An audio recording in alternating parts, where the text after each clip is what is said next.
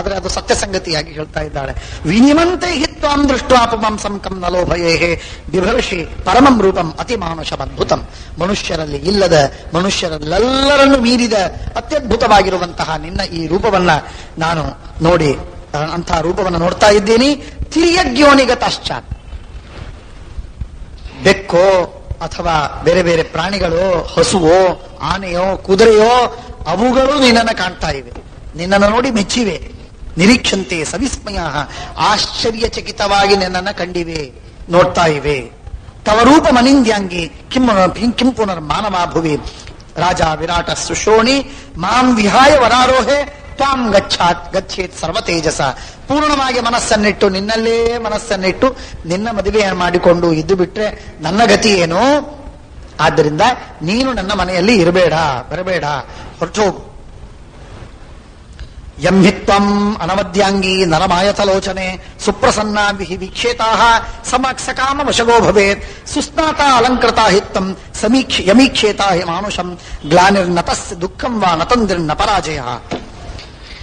ನೀನು ಒಬ್ಬ ಪುರುಷರ, ಒಬ್ಬ ಸ್ತ್ರೀಯರ ಕಡೆಗೆ, ಯಾವುದೇ ವ್ಯಕ್ತಿಯ ಕಡೆಗೆ ನೀನು ಪ್ರಸನ್ನ ಚಿತ್ತಳಾಗಿ ಅವನನ್ನ ನೋಡಿದರೆ, ಅವಳನ್ನ ನೋಡಿಬಿಟ್ರೆ ಅವರಿಗೆ ಎಂದೆಂದಿಗೂ ಪರಾಜಯವಾಗುವುದಿಲ್ಲ, ಗ್ಲಾನಿ ಬರುವುದಿಲ್ಲ, ಬೇಸರ ಬರುವುದಿಲ್ಲ, ಅಶಕ್ತಿಯಾಗುವುದಿಲ್ಲ, ಸೋಲುವುದಿಲ್ಲ.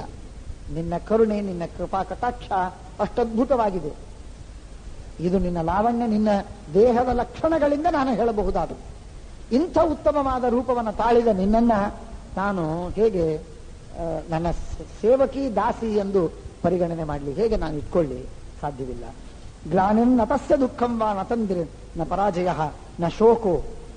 ನೀನು ನೋಡಿ ಯಾರನ್ನು ಹರಿಸ್ತೀಯೋ ಅವರಿಗೆ ಶೋಕವಿಲ್ಲ, ದುಃಖವಿಲ್ಲ, ಸಂತಾಪವಿಲ್ಲ.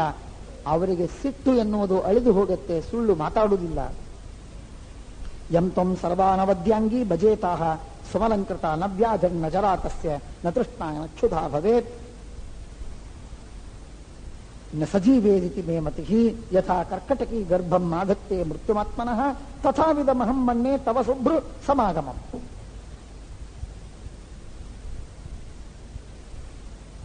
ಹೆಣ್ಣು ಚೇಳು ಬಂದಾಗ ಅದಕ್ಕೆ ಸ್ವಾಗತ ಮಾಡಿ ಕಡಿಸಿಕೊಂಡ್ರೆ ಹೇಗೋ ಹಾಗೆ ನೀನು ನನ್ನ ಮನೆಗೆ ಬಂದಿದ್ದಿ. ನಿನ್ನನ್ನು ಸ್ವಾಗತ ಮಾಡೋದು ಅಂದ್ರೆ ಹೆಣ್ಣು ಚೇಳಿಗೆ ಮನೆಗೆ ಕರೆದು ಸ್ವಾಗತ ಮಾಡಿ ಕಡಿಸಿಕೊಂಡಂತೆ. ನಾನು ಸಾಯೋದಕ್ಕೆ ನಿನ್ನನ್ನು ಸ್ವಾಗತ ಮಾಡಬೇಕಷ್ಟೇ. ನೀನು ಬಂದ್ರೆ ನಮ್ಮ ಪುರುಷರಿಗೂ ಒಳ್ಳೆಯದಲ್ಲ, ನನಗೂ ಒಳ್ಳೆಯದಲ್ಲ. ಆದ್ದರಿಂದ ನೀನು ಹೋಗು. ಉಭಯರಿಗೂ ಒಳ್ಳೆಯದಲ್ಲದೆ ಇದ್ದಂತಹ ಕೆಲಸವನ್ನು ನೀನು ಬಂದ ಮಾತ್ರಕ್ಕಾಗತ್ತೆ ಅಂತಂದ್ರೆ ನೀನು ಬಂದೇನು ಪ್ರಯೋಜನ? ಆದ್ದರಿಂದ ಬರಬೇಡ. ದ್ರೌಪದಿ ದೇವಿಯ ವರ್ಣನೆಯನ್ನ ಸುದೇಶ್ನ ಈ ಸಂದರ್ಭದಲ್ಲಿ, ಯಾಕೆಂದ್ರೆ ಉಳಿದವರೆಲ್ಲ ಮಾತಾಡಬೇಕಾದ್ರೆ ಬಹಳ ಜೋಕೆಯಿಂದ ಮಾತಾಡಬೇಕಾಗತ್ತೆ. ರಾಣಿಯಾಗ, ರಾಜಪತ್ನಿಯಾಗ, ಪಂಚ ಪಾಂಡವರ ಮಡದಿ, ಅವಳಿಗೆ ಒಂದು ಶಬ್ದವನ್ನು ಯಾರಾದರೂ ಮಾತಾಡಬೇಕಾದರೂ ಕೂಡ ಬಹಳ ಯೋಚನೆಯಿಂದ ಮಾತಾಡಬೇಕಾಗತ್ತೆ. ಈಗ ದಾಸಿಯಂತೆ ಬಂದಿದ್ದಾಳೆ, ಹಾಗಾಗಿ ಅವಳನ್ನ ಅತೀ ಸ್ಪಷ್ಟವಾಗಿ ವಿವರವಾಗಿ ವರ್ಣನೆ ಮಾಡಲಿಕ್ಕೆ ಸಾಧ್ಯ ಉಂಟು. ಹಾಗಾಗಿ ಇಲ್ಲಿ ಮಾತ್ರ ನಾವು ಈ ವರ್ಣನೆಯನ್ನು ಕೇಳ್ತೇವೆ. 1,00,000 ಶ್ಲೋಕದ ಇಡೀ ಮಹಾಭಾರತದಲ್ಲಿ ದ್ರೌಪದಿಯ ವರ್ಣನೆ ಬೇರೆ ಬೇರೆ ರೀತಿಯಿಂದ ಬಂದಿರಬಹುದು. ಇಷ್ಟು ಗುಟ್ಟಾದ ಮಾತುಗಳನ್ನೆಲ್ಲ ಪ್ರಕಟವಾಗಿ ಹೇಳುವಂತಹ ಮಾತು ಇಲ್ಲಿ ಒಂದೇ ಕಡೆಗೆ ಮಾತ್ರ. ಅದಕ್ಕೆ ಕಾರಣ ಅವಳು ರಾಣಿ ಮಹಿಷಿ. ಮಹಿಷಿಗೆ ಸಲ್ಲಿಸುವ ಗೌರವದಿಂದ ಆ ಡಿಸ್ಟನ್ಸಿನಿಂದ ಅವಳನ್ನು ವರ್ಣನೆ ಮಾಡಿದ್ದುಂಟೆ ಹೊರತು ಇಷ್ಟು ಸಲುಗೆಯಿಂದ ಹಗುರಾಗಿ ಹೇಳಿದ ಮಾತು ಇನ್ನೊಂದು ಕಡೆಗೆ ಸಿಗುವುದಿಲ್ಲ. ಇಲ್ಲಿ ಆ ಮಾತನ್ನು ನಾವು ಕಾಣ್ತೇವೆ. ಮತ್ತೆ ಹೇಳ್ತಾಳೆ, ಅನುಮಾನ ಏತ್ತಾಂ ಸೈರಂಧ್ರಿ ನಾವಮನ್ನೇ ಕಥಂಚನ ಭರ್ತೃಶೀಲ ಭಯಾದ್ಭದ್ರೇ ತವ ವಾಸಂ ನರೋಚಗೆ. ಎಲ್ಲ ಆಗಬಹುದು. ನಿನ್ನ ಗಂಡಂದ್ರಿದ್ದಾರೆ, ಧರ್ಮ, ವಾಯು, ಇಂದ್ರ ಮತ್ತು ಅಶ್ವಿನಿ ದೇವತೆಗಳು ಅಂತ ಗಂಡಂದ್ರು ಅಂತ ಹೇಳಿ ಆ 5 ಜನ ಪತಿಯರಿಂದ ನಾನು ಹೆದರಿ ನಿನ್ನನ್ನು ದೂರ ಕಳಿಸ್ತಾ ಇದ್ದೀನಿ. ನೀನಿರಬಹುದಾಗಿತ್ತು, ಚಿಂತೆ ಇಲ್ಲ. ಆದರೆ ಆ ನಿನ್ನ ಪತಿಯರಿಂದ ನಮಗೆ ಭಯವಿದೆ, ಆದ್ದರಿಂದ ಬೇಡ, ಹೋಗು. ತವವಾಸಂ ನರೋಚೆಗೆ, I don't like you stay here ಅಂತ ಹೇಳಿ ಕಳಿಸಿಬಿಡ್ತಾಳೆ. ನಾಹಂ ಶಕ್ಯ ವಿರಾಟೇನ ಯದ್ವಾಚಾನ್ಯೇನ ಕೇನಚಿತ ದೇವಗಂಧರ್ವ ಯಕ್ಷೈರವಾ ದ್ರಷ್ಟಂ ದೃಷ್ಟೇನ ತೇ ಚೇತಸ ಗಂಧರ್ವಾ ಪಾಲಯಂತೆ ಮಾಂ ಸುಕುಲಾಹ ಪಂಚ ಸುವ್ರತಾಹ. 5 ಜನ ಗಂಧರ್ವರಿದ್ದಾರೆ, ಅವರು ಸದಾ ಕಾಲ ನನ್ನನ್ನು ರಕ್ಷಣೆ ಮಾಡ್ತಾರೆ. ಆದ್ದರಿಂದ ವಿರಾಟ ರಾಜನಲ್ಲ, ವಿರಾಟನ ತಾತನೂ ನನ್ನ ಕಡೆಗೆ ನೋಡೋ ಹಾಗಿಲ್ಲ, ಯಾವ ರಾಜಾಧಿರಾಜನೂ ನನ್ನ ಕಡೆಗೆ ನೋಡೋ ಹಾಗಿಲ್ಲ. ಯಾರು ನೋಡ್ತಾನೋ ಅವನು ಮಾತ್ರ ಸಾಯುವುದಿಲ್ಲ, ಅವನ ವಂಶ ನಿರ್ಮೂಲವಾಗತ್ತೆ. ಇಷ್ಟು ನಿಶ್ಚಿತ. ಆ ವಿಷಯದಲ್ಲಿ ಸಂದೇಹ ಬೇಡ. ಆದರೆ ನಾನು ಅನಾಥೆ, ನನಗೆ ನೀನು ಶರಣ ಕೊಡು. ಯಶ್ಚ ದುಶ್ಶೀಲವಾನ್ಮರ್ತ್ಯೋ ಮಾಂ ಸ್ಪೃಶೇದ್ ದುಷ್ಟಚೇತಸ ಯಸ್ಯಾಪಿ ಹಿ ಶತಂ ಪೂರ್ಣಂ ಬಾಂಧವಾನಾಂ ಭವೇದಪಿ. ಯಾರಿಗೆ 100 ಜನ ಬಳಗದವರಿದ್ದಾರೋ, ಅಣ್ಣ ತಮ್ಮಂದಿರಿದ್ದಾರೋ, ಅವರೂ ಸತ್ತು ಹೋಗ್ತಾರೆ. ಅವರಿಗೆ 1000 ಜನ ಇದ್ರೂ ಸತ್ತು ಹೋಗ್ತಾರೆ. ಅಂದ್ರೆ ಇದು ಪಾಂಡವರಿಗೆ, ಇದು ಕೌರವರಿಗೂ ಸಂಬಂಧಪಟ್ಟಂತೆ, ಈಚೆ ಭವಿಷ್ಯದ ಕೀಚಕರಿಗೂ ಸಂಬಂಧಪಟ್ಟಂತೆ. ಕೀಚಕರು 105 ಜನ, 106ನೇದವ ಮಹಾಕೀಚಕ. ಹಾಗಾಗಿ ಅವರಿಗೂ ಸಂಬಂಧಪಟ್ಟಂತೆ ಈ ಮಾತನ್ನ ಮೊದಲೇ ಸೂಚ್ಯವಾಗಿ ಹೇಳಿಬಿಡ್ತಾಳೆ. ತನ್ನ ಭವಿಷ್ಯ ಜ್ಞಾನದಿಂದ ದ್ರೌಪದಿ ದೇವಿ ಹೇಳ್ತಾಳೆ, ಯಸ್ಯಾಪಿ ಹಿ ಶತಂ ಪೂರ್ಣಂ ಬಾಂಧವಾನಂ ಭವೇದಪಿ.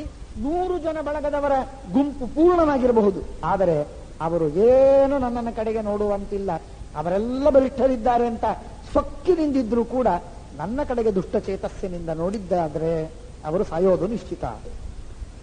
ಅದರಲ್ಲಿ ವಿವಾದವಿಲ್ಲ. ಸಹಸ್ರಂ ವಾ ವಿಶಾಲಾಕ್ಷಿ ಕೋಟಿರುವಾಪಿ ಸಹಸ್ರಿಕಾ. 1,000,000 ಜನರು ನನ್ನ ಪತಿಗೆ ವಿರೋಧಿಗಳಾದರೆ ಆ 1,000,000 ಜನರನ್ನೂ ಸಂಹಾರ ಮಾಡಿದ್ದಿದೆ. ಇದೀಗ ಆ ಸಂಹಾರವನ್ನು ಮುಗಿಸಿಕೊಂಡೇ ನಿಮ್ಮ ಮನೆಗೆ ಬರ್ತಾ ಇದ್ದೀವಿ ನಾವು. 3,000,000 ಜನರನ್ನ ಸಂಹಾರ ಮಾಡಿಕೊಂಡು ನಾನು ನಮ್ಮ ಗಂಡ ಯಕ್ಷರನ್ನ ಸಂಹಾರ ಮಾಡಿ ಬಂದಿದ್ದಾನೆ ಭೀಮಸೇನ ಅಂತನ್ನುವುದಾಗಿ ಮತ್ತೆ ಹೇಳ್ತಾ ಇದ್ದಾಳೆ ಸೂಚ್ಯವಾಗಿ. ಲಿಯೋನಮೇ ದದ್ಯಾದುಚ್ಛಿಷ್ಟಂ ನಚಪಾದವು ಪ್ರಧಾವಯೇ. 2 ಮಾತು ನಾನು ಮಾಡಿ. ನನ್ನ ಶೀಲ, ನನ್ನ ಬಗ್ಗೆ ಮರ್ಯಾದೆ, ಇದರಲ್ಲಿ ವ್ಯತ್ಯಾಸವಾಗಲಿಕ್ಕಿಲ್ಲ. ನಾನು 2 ಕೆಲಸ ಮಾಡುವುದಿಲ್ಲ, ಇನ್ನೆಲ್ಲ ಕೆಲಸ ಮಾಡಿ. ಹಾಸಿಗೆ ಹಾಸ್ತೇನೆ, ಎಲ್ಲ ಮಾಡು, ಎಲ್ಲ ಮನೆ ಕೆಲಸ ಮಾಡ್ತೇನೆ, ಸೇವೆಯನ್ನು ಮಾಡ್ತೇನೆ. ಆದರೆ ಕಾಲು ತೊಳೆಯುವುದಿಲ್ಲ, ಯಾರ ಕಾಲನ್ನೂ ತೊಳೆಯುವುದಿಲ್ಲ. ನೀವು ಕೊಟ್ಟ ಎಂಜಲನ್ನ ನಾನು ತಿನ್ನುವುದಿಲ್ಲ. ಏನೋ ಉಳಿದಿದೆ ತಿನ್ನು ಅಂತ ಹೇಳಿಕೊಟ್ರೆ ನಾನು ಎಂಜಲನ್ನ ತಿನ್ನುವುದಿಲ್ಲ. ಯೋಮೇ ನದದ್ಯಾದುಚ್ಛಿಷ್ಟಂ ನಚ ಪಾದವು ಪ್ರಧಾವಯೇ. ಉಚ್ಛಿಷ್ಟವನ್ನು ಕೊಡಬಾರದು, ಕಾಲನ್ನ ತೊಳಿಸಿಕೊಳ್ಳಬಾರದು. ಅಂಥವರ ಮನೆಯಲ್ಲಿ ನಾನು ವಾಸವಾಗಿರ್ತೇನೆ. ಇದು 2 ಷರತ್ತು ಬಿಟ್ರೆ ಇನ್ನೇನೂ ಇಲ್ಲ. ಶೀಲದ ಷರತ್ತು, ನಾನು ಹೆಣ್ಣು, ಎಲ್ಲ ಹೆಣ್ಣಿಗೆ ಬೇಕು, ಆದ್ದರಿಂದ ನನಗೆ ಮರ್ಯಾದೆ ಬೇಕು ಅಷ್ಟೇ. ಇಲ್ಲದೆ ಇದ್ರೆ ನನ್ನ ಗಂಧರ್ವರು ಕೊಂದಾಕ್ತಾರವನನ್ನ. ನತಸ್ಯ ತ್ರಿದಶಾ ದೇವಾಹ ನಾಸುರಾ ನಚ ಪನ್ನಗಾಹ ತೇಭ್ಯೋ ಗಂಧರ್ವರಾಜೇಭ್ಯ ತ್ರಾಣಂ ಕುರ್ಯುರ ಸಂಶಯಂ ಯೋ ನಮೇ ದದ್ಯ ತಾಮೇವ ಹಿ ತಾಮೇವ ಸೈಮಾಂ ರಾತ್ರಿಂ ಪ್ರವಿಶೇದ ಅಪರಾಂ ತನುಂ. ಯಾರು ನನ್ನ ಕಡೆಗೆ ನೋಡ್ತಾರೆ, ನನ್ನನ್ನ ಮುಟ್ಟುತ್ತಾರೆ, ಆ ವ್ಯಕ್ತಿ ಅವತ್ತೇ ರಾತ್ರಿ ಇನ್ನೊಂದು ದೇಹವನ್ನು ಪಡೆದು ಬಿಡ್ತಾನೆ. ಹೊಸ ದೇಹ, ಹಳಿ ದೇಹ ಬಿಟ್ಟು ಹೊಸ ದೇಹ ಪಡೆದು ಬಿಡ್ತಾನೆ. ಅರ್ಥಾತ್ ಅವನು ಖಲಾಸಾಗ್ತಾನೆ. ಕೆಟ್ಟ ಭಾಷೆಯಲ್ಲಿ ಹೇಳುವುದಾದರೆ ಸತ್ತೋಗ್ತಾನವನು. ವಸೇಹ ಮಮ ಮಹಿ ಕಲ್ಯಾಣಿ ಯದಿತೇ ವೃತ್ತಮೀದೃಶಂ. ಇಷ್ಟೆಲ್ಲ ನಿನ್ನ ಉತ್ತಮವಾದ ಶೀಲವಿದ್ರೆ, ಇಷ್ಟು ಉತ್ತಮವಾದ ಶೀಲವಿದ್ರೆ ನೀನಿರು, ಚಿಂತೆ ಇಲ್ಲ. ಕಶ್ಚತೆ ಧಾತು ಮುಚ್ಚಿಟ್ಟಂ ಪುಮಾನರಹತಿ ಭಾಮಿನಿ. ಯಾರದು ಗಂಡು ನಿನಗೆ ಉಚ್ಛಿಷ್ಟವನ್ನು ಕೊಡುವವನು? ಇಂಥ ದೇವೋತ್ತಮಳಂತೆ ತೋರುವ, ಚಕ್ರವರ್ತಿಯ ಮಡದಿಯಂತೆ ಕಾಣುವಂತಹ ನಿನಗೆ, ಸಾರ್ವಭೌಮನ ಹೆಂಡತಿಯಾಗಿ ತೋರುವ ನಿನಗೆ ಉಚ್ಛಿಷ್ಟವನ್ನು ಕೊಡಬಹುದಾ ಯಾರಾದರೂ? ಮನಸ್ಸಿನಲ್ಲಿ ಕನಸಿನಲ್ಲಿ ಸಾಧ್ಯವಿಲ್ಲ. ಆದ್ದರಿಂದ ಅದರ ಚಿಂತೆ ಇಲ್ಲ. ಪ್ರಸಾರಯಚ್ಚ ಕಪ್ಪಾದವು ಲಕ್ಷ್ಮೀಂ ದೃಷ್ಟ್ವೈವ ಬುದ್ಧಿಮಾನ್. ನಿನ್ನ ರೂಪಲಾವಣ್ಯಗಳನ್ನು ಕಂಡು ನಿನ್ನ ತೇಜಸ್ಸಿಗೆ ಅಭಿಭೂತನಾಗಿ ಯಾರೂ ನಿನ್ನ ಮುಂದೆ ಕಾಲು ಚಾಚುವುದು ಸಾಧ್ಯವಿಲ್ಲ. ನನ್ನ ಕಾಲು ತುಳೆ ಅಂತ ಹೇಳುವುದಕ್ಕೆ, ಕಾಲು ಚಾಚುವುದಕ್ಕೆ ಸಾಧ್ಯವಿಲ್ಲ. ಅಂತ ನಿನ್ನ ತೇಜಸ್ಸಿದೆ. ಆದ್ದರಿಂದ ಆ ಚಿಂತೆ ಬೇಡ, ಅದಕ್ಕೇನು ಪ್ರಶ್ನೆ ಇಲ್ಲ. ಏವಮಾಚಾರ ಸಂಪನ್ನ ಏವಂ ದೇವಪರಾಯಣ ರಕ್ಷಾತ್ ತಮಸಿ ಭೂತಾನಾಂ ಸಾವಿತ್ರೀವ ದ್ವಿಜನ್ಮನಾಂ. ಗಾಯತ್ರಿಯನ್ನ ಹೇಗೆ ಬ್ರಾಹ್ಮಣರು ರಕ್ಷಿಸಬೇಕೋ ಹಾಗೆ ನಾವು ಎಲ್ಲರೂ ಸೇರಿ ನಿನ್ನನ್ನ ಕಾಪಾಡ್ತೇವೆ, ಚಿಂತೆ ಬೇಡ ಅಂತ ಹೇಳಿ ಸುದೇಶ್ನ ಕೊನೆಗೆ ದ್ರೌಪದಿಗೆ ಒಪ್ಪುತ್ತಾಳೆ. ದ್ರೌಪದಿಯನ್ನ ತನ್ನ ಮನೆಯಲ್ಲಿ ಅವಳನ್ನು ಇಟ್ಟುಕೊಂಡು ನಿರ್ವಿಶಂಕ ವಿರಾಟಸ್ಯ ವಿವೇಶ ಅಂತಃಪುರಂ ಸುಖಂ ಯಜ್ಞಸೇನಿ ಸುದೇಶ್ನಂತೂ ಶುಶ್ರೂಷಂತಿ ವಿಷಂಪತೆ. ನಾನಾ ವಿಧವಾದ ಸೇವೆಗಳನ್ನ, ಮನೆ ಕೆಲಸಗಳನ್ನ ಮಾಡ್ತಾ ದಾಸಿಯಂತೆ ವೃತ್ತಿಸಿ ಸೈರಂಧ್ರಿಯಾಗಿ ಇದ್ದು ಅಲ್ಲಿ ಕೆಲಸವನ್ನು ಮಾಡ್ತಾ ಇದ್ದಾಳೆ. ಹೀಗೆ 5 ಜನ ಪಾಂಡವರು ಮತ್ತು ದ್ರೌಪದಿ 6 ಜನ ಅಜ್ಞಾತವಾಸದಲ್ಲಿ ಪುರಪ್ರವೇಶವನ್ನ ಮಾಡಿ ತಮ್ಮ ತಮ್ಮ ನಾನಾ ವಿಧವಾದ ಕೌಶಲಗಳನ್ನು ತೋರಿಸ್ತಾ ತಮ್ಮನ್ನು ತಾವು ಮುಚ್ಚಿ ಹಾಕಿ ಅಲ್ಲಿ ಪುರಪ್ರವೇಶವನ್ನು ಮಾಡಿದ್ದಾರೆ, ತಮ್ಮ ಕಾರ್ಯಗಳಲ್ಲಿ ತೊಡಗಿದ್ದಾರೆ. ಶ್ರೀಕೃಷ್ಣಾರ್ಪಣಮಸ್ತು. ಶ್ರೀ ಗುರುಭ್ಯೋ ನಮಃ. ಹರಿ ಓಂ. ವಿರಾಟ ಪರ್ವದ 2ನೆಯ ಪರ್ವ ಸಮಯ ಪಾಲನ ಪರ್ವ. ಈ ಸಮಯ ಪಾಲನ ಪರ್ವದಲ್ಲಿ ಒಂದು ರೋಚಕವಾದ ಸುಂದರ ಕಥೆ. ಅದು ಪಾಂಡವರು ಎಲ್ಲರೂ ವಿರಾಟರಾಜನ ಪಟ್ಟಣದಲ್ಲಿ ಬಂದಿದ್ದಾರೆ. ಬೇರೆ ಬೇರೆ ಹೆಸರುಗಳನ್ನು ಇಟ್ಕೊಂಡಿದ್ದಾರೆ, ವೇಷವನ್ನ ಬದಲಾಯಿಸಿಕೊಂಡಿದ್ದಾರೆ. ವೇಷವನ್ನ ಬದಲಾಯಿಸಿ ಬೇರೆ ಹೆಸರನ್ನ ಇಟ್ಟುಕೊಂಡು ವಾಸವಾಗಿದ್ದಾರೆ. ಆ ಸಂದರ್ಭದಲ್ಲಿ 4 ತಿಂಗಳು ಕಳೆದೋಯ್ತು. 4 ತಿಂಗಳು ಕಳೆದು ಹೋದ ಮೇಲೆ ಒಬ್ಬ ಜೀಮೂತ ಎನ್ನುವ ಪ್ರಸಿದ್ಧ ಒಬ್ಬ ಮಲ್ಲ ಬಂದ, ಪ್ರಚಂಡ ಮಲ್ಲ. ಆ ಮಲ್ಲನ ಕಥೆಯನ್ನ ಹೇಳ್ತಾರೆ. ಆ ಮಲ್ಲ ಬರುವುದಕ್ಕಿಂತ ಮುಂಚೆ 4 ತಿಂಗಳವರೆಗೆ ಪಾಂಡವರು ಭಾರಿ ವಿಚಿತ್ರವಾಗಿ ವ್ಯವಹಾರ ಮಾಡ್ತಾ ಇದ್ದಾರೆ. ಬಡವರು ಹೇಗೆ ಮಾಡಬೇಕೋ, ಕ್ಷುದ್ರರು ಹೇಗಿರಬೇಕೋ, ಸ್ವಾರ್ಥಿಗಳು ಹೇಗಿರಬೇಕೋ ಆ ರೀತಿಯಾಗಿ, ಅಂದ್ರೆ ತಾವು ಗ್ರೇಸ್ಫುಲ್ ಆಗಿ ಜೀವನವನ್ನ ಮಾಡಿದೆವು ಅಂತ ಆಗಬಾರದು ಅಂತ ತೋರಿಸುವುದಕ್ಕಾಗಿ, ನಾಟಕ ಮಾಡುವುದಕ್ಕಾಗಿ ಮಾಡ್ತಾ ಇದ್ದಾರೆ. ಏನ್ ಮಾಡ್ತಾರೆ? ಧರ್ಮರಾಜ ಲೆತ್ತ ಆಡ್ತಾನೆ. ಲೆತ್ತ ಆಡುವಾಗ ಹಣವನ್ನು ಗಳಿಸ್ತಾನೆ. ಗಳಿಸಿದ ಹಣವೇನಿದೆ ಅದನ್ನ ತನ್ನ ತಮ್ಮಂದಿರಿಗೆಲ್ಲ ಕೊಡ್ತಾನೆ ಧರ್ಮರಾಜ. ಈಚೆ ಭೀಮಸೇನ ದೇವರು ಅಡಿಗೆ ಮಾಡ್ತಾರೆ. ಅಡಿಗೆ ಮಾಡಿ ಉಳಿದದ್ದೇನಿದೆಯಲ್ಲ ಅದನ್ನ ಕದ್ದು ಮುಚ್ಚಿ ಇಡ್ತಾರೆ.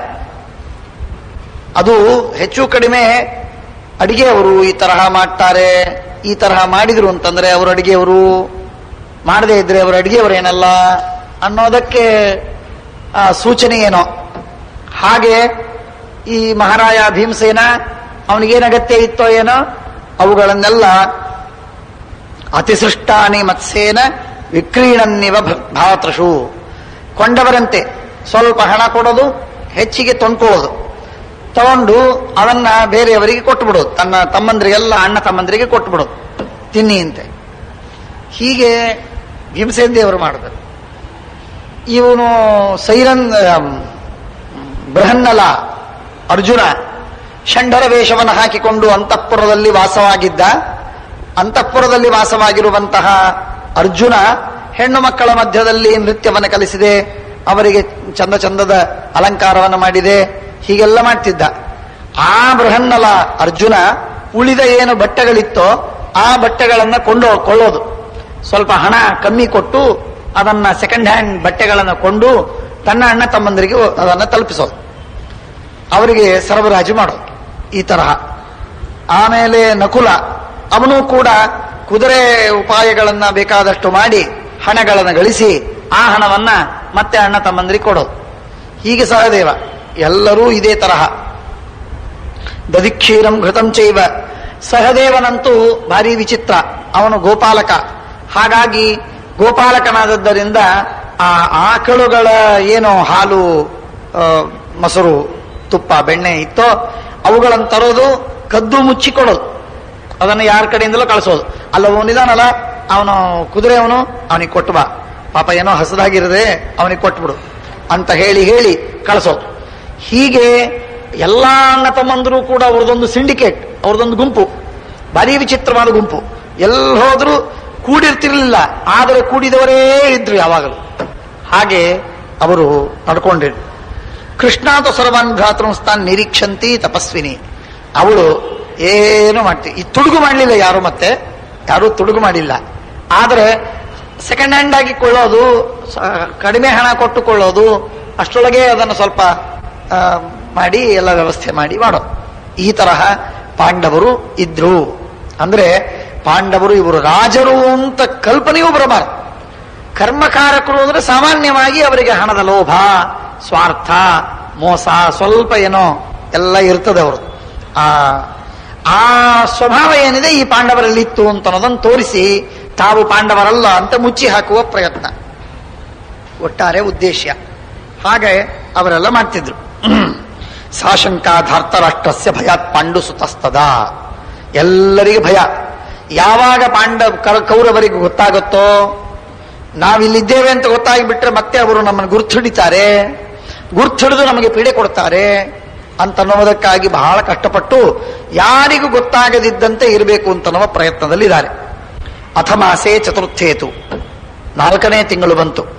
4ನೇ ತಿಂಗಳು ಬಂದ ಮೇಲೆ ಆಗ ಭಾರಿ ಉತ್ತಮವಾದಂತಹ ರುದ್ರದೇವರ ಒಂದು ಉತ್ಸವ, ಮಹೋತ್ಸವ, ಶಂಕರನ ಮಹೋತ್ಸವ ವಿರಾಟನ ಪಟ್ಟಣದಲ್ಲಿ ಭಾರಿ ವೈಭವದಿಂದ ಉತ್ಸವ ಆಗಬೇಕು. ಆ ಉತ್ಸವವನ್ನು ಮಾಡುವ ಸಂದರ್ಭದಲ್ಲಿ ಬೇರೆ ಬೇರೆ ಜನ ಎಲ್ಲ ಬಂದಿದ್ದಾರೆ. ಅನೇಕ ಮಲ್ಲರು ಅದರೊಳಗೆ ಇದ್ದಾರೆ. ಆ ಮಲ್ಲರು ಬಂದಾಗ ಆ ಮಲ್ಲರಿಗೆ ಯುದ್ಧವಾಗಬೇಕು, ಕುಸ್ತಿ ಆಗಬೇಕು. ಆ ಕುಸ್ತಿಗಳಿಗಾಗಿ ಅನೇಕ ಮಲ್ಲರಿದ್ದಾರೆ. ಅಂಥವರೊಳಗೆ ಬೇರೆ ಊರಿನಿಂದ ಮಲ್ಲರು ಬಂದರು. ಅವರು ಅನೇಕ ಸೋತರು, ಅನೇಕ ಜನರು ಸೋತರು, ಇತ್ಯಾದಿ ಇತ್ಯಾದಿ. ಆದರೆ ಒಬ್ಬ ಮಲ್ಲ ಬಂದ, ಭಾರೀ ಪ್ರಚಂಡ. ಅವನ ಹೆಸರು ಜೀಮೂತ.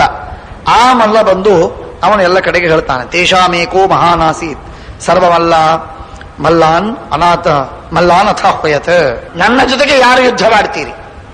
ನಾನು ಹುಲಿ ಸಿಂಹಗಳ ಜೊತೆಗೆ ಯುದ್ಧವಾಡಿ ಅವುಗಳನ್ನು ಸೋಲಿಸಿ ಬಂದಿದ್ದೇನೆ, ಅವುಗಳನ್ನು ಕೊಂದು ಬಂದಿದ್ದೇನೆ. ನನ್ನ ಜೊತೆಗೆ ಯಾರು ಯುದ್ಧ ಮಾಡ್ತೀರಿ ಬನ್ನಿ ಅಂತ ಹೇಳಿ ಕುಸ್ತಿಗೆ ಆಹ್ವಾನ ಮಾಡಿದ. ಆಗ ಗ್ರಾಮಾಂಶ ಎಲ್ಲರೂ ನಾನಿಲ್ಲ ನಾನಿಲ್ಲ ನಾನಿಲ್ಲ ನಾನಿಲ್ಲ. ಅವನು ಅಕರಾಳ ವಿಕರಾಳ ಶರೀರ, ಭಾರಿ ಗಾತ್ರ. ಅವನನ್ನು ನೋಡಿ ಭಯಗ್ರಸ್ತರಾಗಿ ಯಾರೂ ಮುಂದೆ ಬರಲಿಲ್ಲ. ಬೇಡವೇ ಬೇಡ ಅಂತಂದ್ರು. ಸತ್ತೋದ್ರೆ ಗತಿ ಏನು? ಆಗ ವಿರಾಟ ರಾಜ ಸಭೆಯಲ್ಲಿ ಕೂತ್ಕೊಂಡಿದ್ದಾನೆ. ಅವನಿಗೆ ಗೊತ್ತಾಯಿತು ಯಾವ ಮಲ್ಲರೂ ಸಿದ್ಧರಾಗಿಲ್ಲ ಅಂತ. ಅವನು ಅನೌನ್ಸ್ ಮಾಡ್ತಾನೆ, ನನ್ನ ಊರಿನಲ್ಲಿರುವ ಮಲ್ಲರು ಯಾರಿಗೆ ನಾನು ಹೊಟ್ಟೆಗೆ ಹಾಕಿ ಪೋಷಣೆ ಮಾಡಿದ್ದೇನೆ ಅವರು ಈ ಮಲ್ಲನ ಜೊತೆಗೆ ಯುದ್ಧವಾಡದೆ ನಮ್ಮ ಊರಿನ ಮಾನವನ ಕಳೆದರೆ ಅವರಿಗೆ ಸಂಬಳ ಸಿಗುವುದಿಲ್ಲ, ಹೊಲ ಗದ್ದೆ ಉಳಿಯುವುದಿಲ್ಲ, ಮನೆ ಕಿತ್ಕೊಂಡು ಬಿಡ್ತೀನಿ, ಏನು ಉಳಿಸುವುದಿಲ್ಲ ಅವರಿಗೆ ಅಂತ ಹೇಳಿದ. ಗ್ರಾಮಂಶ್ಚ ವೇತನನ್ನೇಷಂ ಮಲ್ಲಾನಂ ಹಾರಯಾಮ್ಯಹಂ. ಅವರಿಗೆ ಕೊಟ್ಟ ಉಂಬಳಿಯಾಗಿ ಕೊಟ್ಟಂತಹ ಏನು ಹೊಲ ಗದ್ದೆಗಳಿವೆಯೋ ಅಥವಾ ಊರುಗಳಿವೆಯೋ ಗ್ರಾಮಗಳು, ಅವುಗಳನ್ನೆಲ್ಲ ಕಿತ್ಕೊಳ್ತೇನೆ ಅಂತ ಹೇಳಿದಾಗ ಏನ್ ಮಾಡಬೇಕು ಗೊತ್ತಾಗಲಿಲ್ಲ. ಅವರು ನಿರುಪಾಯರಾಗಿ ಬದುಕಬೇಕಲ್ಲ ತಾವು. ಬದುಕಿದ ಮೇಲೆ ಈ ಊರು ಉಂಬಳಿ ಉಣ್ಣೋದು ಸುಖ. ಇವನ್ ಜೊತೆಗೆ ಯುದ್ಧವಾಡ್ಲಿಕ್ಕೆ ಹೋದರೆ, ಕುಸ್ತಿ ಆಡ್ಲಿಕ್ಕೆ ಹೋದರೆ ಸತ್ತೋಗ್ತೇವೆ ಅಂತ ಹೇಳಿ ಯಾರೂ ಆ ಮಾತನ್ನು ಕೇಳಲೇ ಇಲ್ಲ, ಸುಮ್ಮನಿದ್ರು. ಆಗ ಧರ್ಮರಾಜ ಹೇಳ್ತಾನೆ, ಧರ್ಮರಾಜ ಮಧ್ಯದಲ್ಲಿದ್ದು ಹೇಳ್ತಾನೆ, ರಾಜನ್, ನಾನೆಂದು ಬಂದನಲ್ಲ ಅವತ್ತೇ ನಾನು ಬಂದು 1 ಗಂಟೆಯೊಳಗೆ ಒಬ್ಬ ವ್ಯಕ್ತಿ ಬಂದ. ನಿನ್ನ ಮನೆಯಲ್ಲಿ ಮನೆಯಲ್ಲಿ ಕೆಲಸ ಮಾಡ್ತಾ ಇದ್ದಾನೆ, ಅಡಿಗೆ ಕೆಲಸ ಮಾಡ್ತಾನೆ, ಪಾಚಕ ಅವನು. ನಾನು ಧರ್ಮರಾಜನ ಮನೆಯೊಳಗಿದ್ದಾಗ ಅಲ್ಲಿ ಅವನು ಕುಸ್ತಿ ಹಿಡಿತಿದ್ದ, ನಾನು ನೋಡಿನಿ. ಗಟ್ಟಿಗ, ಭಾರೀ ಸಮರ್ಥ. ಅವನನ್ನು ಕರಿ, ಪ್ರಾಯಶಃ ಈ ಜೀಮೂತನ್ನ ಖಲಾಸ್ ಮಾಡ್ತಾನೆ. ಆದ್ದರಿಂದ ಅವನು ಕರ್ಕೊಂಡು ಬಾ, ಕೇಳು, ಆಗತ್ತೆ. ಆಗಿಂದಾಗ ಅವನು ಆದ್ಯ ಮಾಡಿದ ಸಭೆಯಲ್ಲಿ, ಆ ಜೀಮೂತನನ್ನ ಜೀವನ ಯುದ್ಧ ಮಾಡೋದಿದೆ, ಆದ್ದರಿಂದ ಅಡಿಗೆ ಮನೆಯೊಳಗಿರತಕ್ಕ ವ್ಯಕ್ತಿಯನ್ನ ಮಲ್ಲನನ್ನ ಕರ್ಕೊಂಡು ಬನ್ನಿ. ಆ ಮಲ್ಲ ಬಂದ, ಮಹಾರಾಯ ಭೀಮಸೇನ ಬಂದ. ಅವನಿಗೂ ಖುಷಿ, ಪರಮಾನಂದ. ಆ ಜೀಮೂತರಂತಹ ದೈತ್ಯನನ್ನ ಸಂಹಾರ ಮಾಡೋ ಪ್ರಸಂಗ ಸಿಕ್ತಲ್ಲ, ಪರಮಾತ್ಮನ ಸೇವೆ, ನರಸಿಂಹದೇವರ ಸೇವೆ ಅಂತ ಹೇಳಿ ಕಾಯ್ತಾ ಕೂತಿದ್ದ. ಸುಮ್ಮನೆ ಅಡಿಗೆ ಮಾಡಿ ನೈವೇದ್ಯವನ್ನು ಮಾಡೋದು, ಒಂದೇ ವಂದ್ಯಂ ಸದಾನಂದಂ ಆಡೋದು ಸಾಕಾಗಿತ್ತು ಅವರಿಗೆ. ಹಾಗಾಗಿ ಇಂಥದ್ದೊಂದು ನೈವೇದ್ಯವನ್ನ ಮಾಡಬೇಕು ಅಂತ ಅವರಿಗೆ ಅಪೇಕ್ಷೆ ಇತ್ತು. ಮನ್ಯು ಸೂಕ್ತದ ನೈವೇದ್ಯ ಮಾಡಬೇಕು ಅಂತ ಅವರಿಗೆ ಅಪೇಕ್ಷೆ ಇತ್ತು. ಹಾಗಾಗಿ ದ್ವಾದಶೋಸ್ತೋತ್ರ ಬಿಟ್ಟು ಮನ್ಯು ಸೂಕ್ತಕ್ಕೆ ಬಂದು ಮಯಾ ದೃಷ್ಟೋ ಯುಧಿಷ್ಠಿರೇ ರಾಜಂಸ್ತವ ಮಹಾನಸೆ ವ್ಯಕ್ತಮಾಹೇತಿ ಪಾರ್ಥಿವಃ. ಬಂದು ಹೇಳ್ತಾನೆ, ನೋಡಪ್ಪ, ಇಲ್ಲಿ ಜೀಮೂತ ಬಂದಿದ್ದಾನೆ, ಮಲ್ಲ, ಮಹಾಮಲ್ಲ, ನಮ್ಮ ಊರಿನ ಮಾನ ಹೋಗುತ್ತೆ, ಆದ್ದರಿಂದ ನೀನು ಅವನ ಜೊತೆಗೆ ಯುದ್ಧವಾಡು, ಆ ಯುದ್ಧವಾಡಿ ಗೆಲ್ಲಬೇಕು ಅಂತ ಹೇಳಿದ. ಅವಶ್ಯವಾಗಲಿ, ಏನು ಚಿಂತೆ ಬೇಡ, ನಾನು ಗೆಲ್ತೇನೆ, ನಿಮ್ಮ ಊರಿನ ಮಾನ ಉಳಿಸ್ತೇನೆ, ಆ ಜೀಮೂತ ಅಳಿಸ್ತೇನೆ. ಸಂತೋಷ.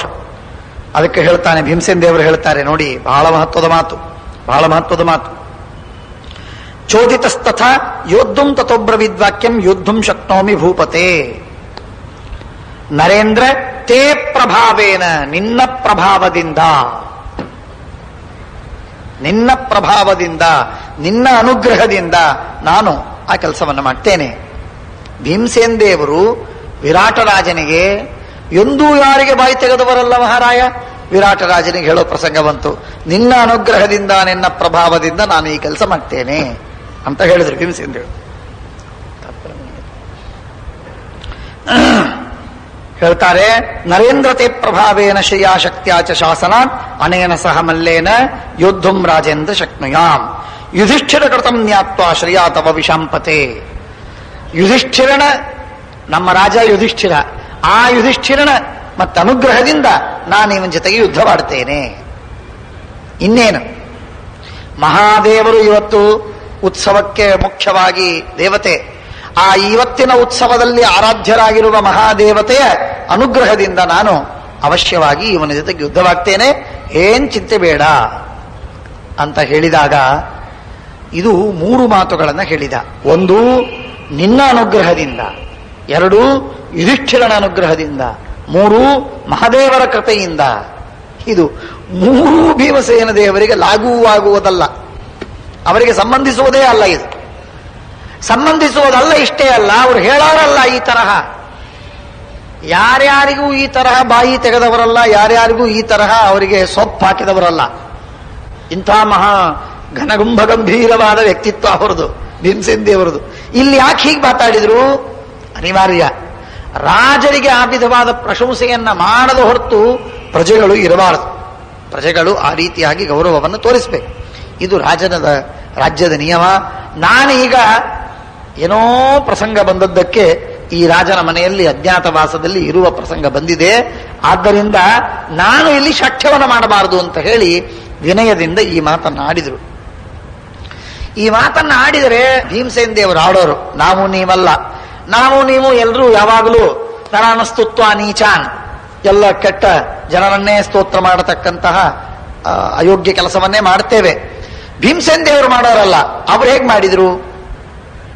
ಮಾಡಿದ್ರು? ಅದಕ್ಕೆ ಶ್ರೀಮದಾಚಾರ್ಯರು ಶ್ರೀಮನ್ ಮಹಾಭಾರತ ತಾತ್ಪರ್ಯ ನಿರ್ಣಯದಲ್ಲಿ ತಾತ್ಪರ್ಯಗಳನ್ನು ಮಾತ್ರ ಬರೆಯದೆ ಶಬ್ದದ ಅರ್ಥವನ್ನೂ ಬರೀತಾ ಇದ್ದಾರೆ.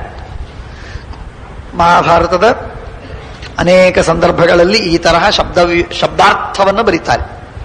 ಏನ್ ಶಬ್ದಾರ್ಥ ಬರೀತಾರೆ ಹೇಳ್ತಾರೆ ಶ್ರೀಮದಾಚಾರ್ಯರು.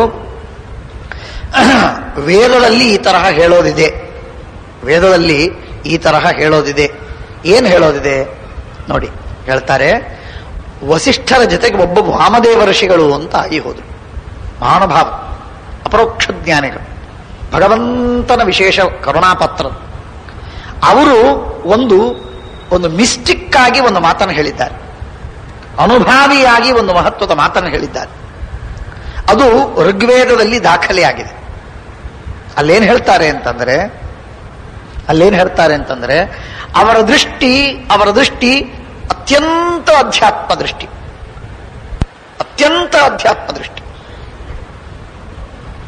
ಅಧ್ಯಾತ್ಮ ದೃಷ್ಟಿ ಅಂದ್ರೆ ದೇವರು ಸರ್ವೋತ್ತಮ ಅಂತನ್ನುವುದಲ್ಲ,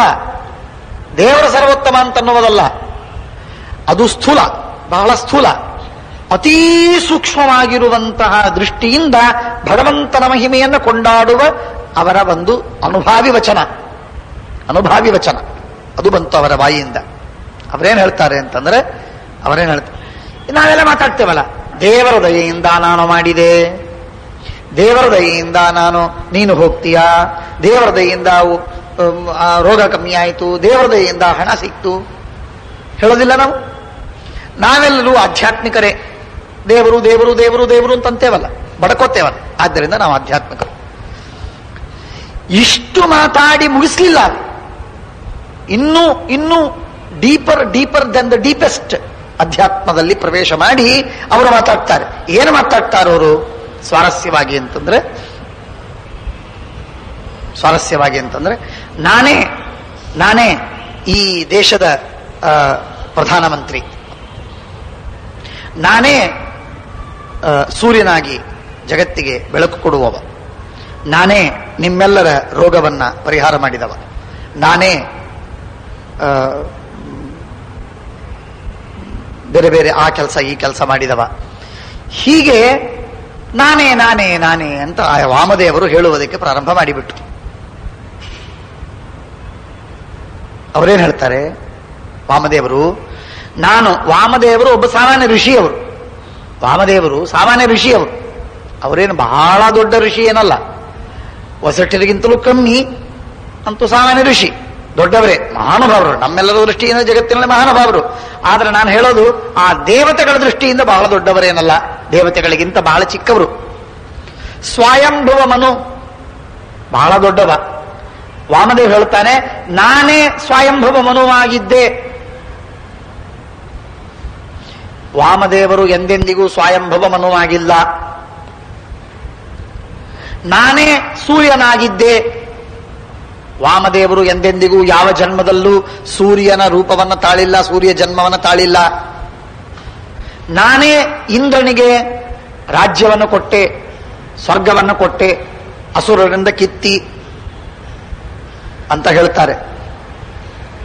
ಹೀಗೆ ನಾನಾ ವಿಧವಾದ ಮಾತುಗಳನ್ನು ಅನುಭಾವಿಯಾಗಿ ಹೇಳ್ತಾ ಹೋಗ್ತಾರೆ.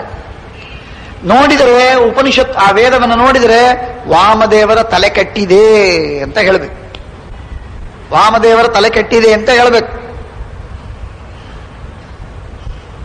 ಹಾಗೆ ಮಾತಾಡಿದ್ದಾರೆ ಅವರು ಉಪನಿಷತ್ತಿನ ವೇದದೊಳಗೆ. ಅದಕ್ಕೆ ವೇದಾಂತ ಅದಕ್ಕೆ ಅರ್ಥವನ್ನು ಬರೀತದೆ. ವೇದಾಂತ ಅರ್ಥವನ್ನು ಬರೀತದೆ. ಯಾರು ಅರ್ಥ ಬರೀತಾರೆ? ತಲೆಕೆಟ್ಟ ಈ ಹುಚ್ಚನ ಮಾತಿಗೆ ಯಾರು ಅರ್ಥ ಬರೀತಾರೆ ಅಂತಂದ್ರೆ ವೇದವ್ಯಾಸ ದೇವರು ಅರ್ಥ ಬರೀತಾರೆ. ಪ್ರಾಜ್ಞ ಶಿಖಾಮಣಿಗಳಾದ ವೇದವ್ಯಾಸ ದೇವರು ಅರ್ಥ ಬರೀತಾರೆ. ಏನಂತ ಅರ್ಥ ಬರೀತಾರೆ? ಶಾಸ್ತ್ರ ದೃಷ್ಟ್ಯಾತು ಉಪದೇಶೋ ವಾಮದೇವವತ. ವಾಮದೇವನ ಮಾತು ಯಾವ ರೀತಿಯಾಗಿ ಅರ್ಥಗರ್ಭಿತವೋ ಹಾಗೆ ಈ ಎಲ್ಲ ಮಾತುಗಳು ಅಂತ ಅರ್ಥ ಬರೆದಿದ್ದಾರೆ. ಏನರ ಅರ್ಥ ಅಂದ್ರೆ, ಶಾಸ್ತ್ರ ಅಂತಂದ್ರೆ ಒಳಗಿದ್ದು ನಿಯಮನ ಮಾಡುವ ಶಾಸಕನಾದ